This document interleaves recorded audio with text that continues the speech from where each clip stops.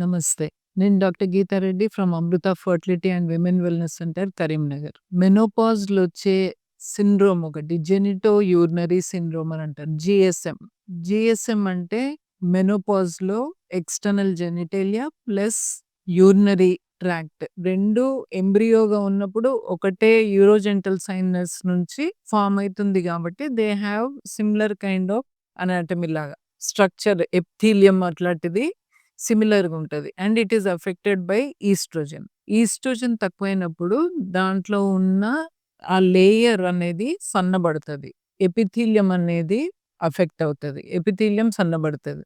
దాంట్లో ఉన్న ఆ ఎపిథీలియంలో ఉన్న గ్లైకోజన్ అనేది గూడా తగ్గిపోతది. సో, గ్లైకోజన్ తగ్గడం వల్ల ఈవెన్ అక్కడ ఉన్న మంచి బాక్టీరియా లాక్టోబాసిల్లస్ బాక్టీరియా అన్నది తగ్గిపోయి అక్కడంతా ఎసిడిక్ ఉన్న ఎన్విరాన్మెంట్ అంటే బేసికల్లీ ఎసిడిక్ ఉన్న ఎన్వైర్న్మెంట్ ఆల్కలైన్ అయ్యి అక్కడ ఇన్ఫెక్షన్స్‌కి ఎక్కువ ప్రోన్ అయితది. సో, ఇన్ఫెక్షన్స్‌కి ఆల్మోస్ట్ డైరెక్ట్‌గా ఈస్ట్రోజన్ తగ్గడం వల్ల ఈ ప్రాబ్లమ్స్ అన్నీ స్టార్ట్ అవుతాయి. జీఎస్ఎం అంటే వాళ్ళకున్న ప్రాబ్లమ్స్ ఏంటి? కింద వాళ్ళకు వెజైనాలో దురద ఉండడము, డ్రైనెస్ ఫీల్ కావడము, వాళ్ళ ఇంటర్‌కోర్స్ భార్యాభర్తలు కలిసినప్పుడు ఇబ్బందులుండడము, వైట్ డిశ్చార్జ్ రావడము, పదే పదే రికరెంట్‌గా వైట్ డిశ్చార్జ్ రావడం, ట్రీట్ అయిన తర్వాత గూడా మళ్ళీ మళ్ళీ ఇన్ఫెక్షన్స్ ఒస్తుంటాయి. సో, అప్పుడప్పుడు కొంచెం బ్లీడింగ్ లాగా గూడా అవ్వడము. ఆర్ యూరినరీ సింప్టమ్స్ ఏంటంటే అర్జెంట్ కాంటినెన్స్ అంటే వచ్చిందంటే ఆపుకోలేరు. తొందరగా వెళ్ళాల్సిందే లేకపోతే బట్టలల్లో పడిపోవడం.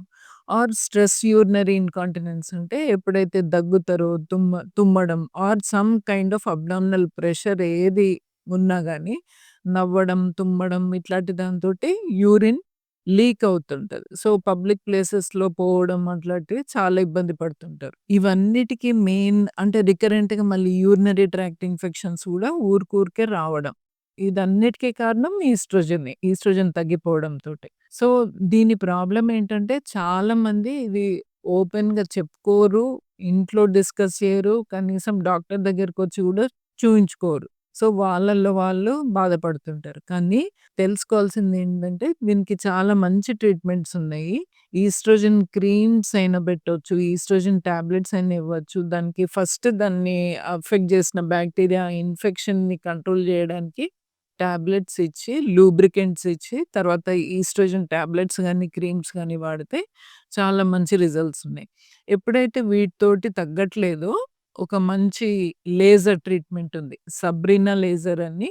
ఈ సబ్రీనా లేజర్ తోటేంటంటే అది minimally ablative or non ablative అదెక్కడ హాని చేయదు. ట్రీట్మెంట్ అనేది ఒక సెషన్ ఒక 5-10 మినిట్స్ ఉంటది. సో, అనస్థీషియా అవసరం లేదు. వాళ్ళకి నొప్పుండదు. అడ్మిషన్ అవసరం లేదు. తర్వాత వెంటనే వాళ్ళ పనులన్నీ జేసుకోవచ్చు.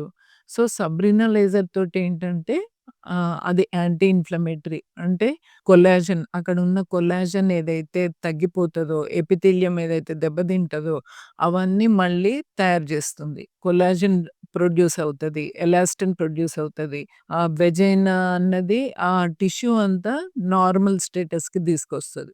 ఈవెన్ స్ట్రెస్ యూరినరీ దగ్గితే, తుమ్మితే ఎవరికైతే యూరిన్ పడుతుందో వాళ్ళకి గూడా చాలా పనిజేస్తది. సో, బ్లాడర్ కంట్రోల్ అనేది కరెక్ట్‌గా ఇస్తది. ఎందుకు?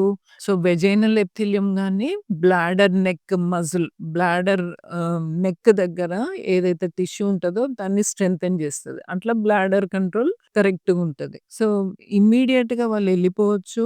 ఒక maybe they need 3-4 sessions or 2-3 sessions ఉంటది. ఒక్కొక్క సెషన్ 5-10 మినిట్స్‌లో అయిపోతది. సో, అడ్మిషన్ అవసరం లేదు.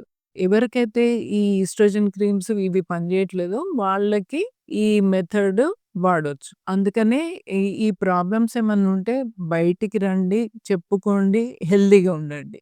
Thank you.